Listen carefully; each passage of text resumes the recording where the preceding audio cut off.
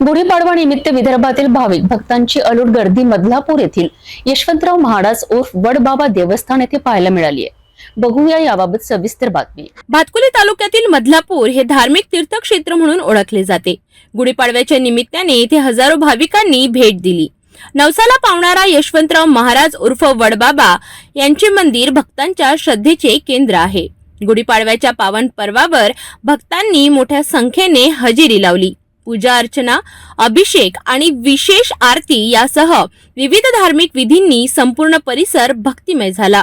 याशिवाय गुढीपाडव्याच्या निमित्ताने परंपरेनुसार नागरिकांनी येथे प्रसिद्ध रोडगे स्वयंपाकाचा आनंदही घेतला। नैसर्गिक वातावरणात कुटुंबासोबत जेवणाचा आनंद लुटत त्यांनी सणाची विशेष शोभा वाढविली।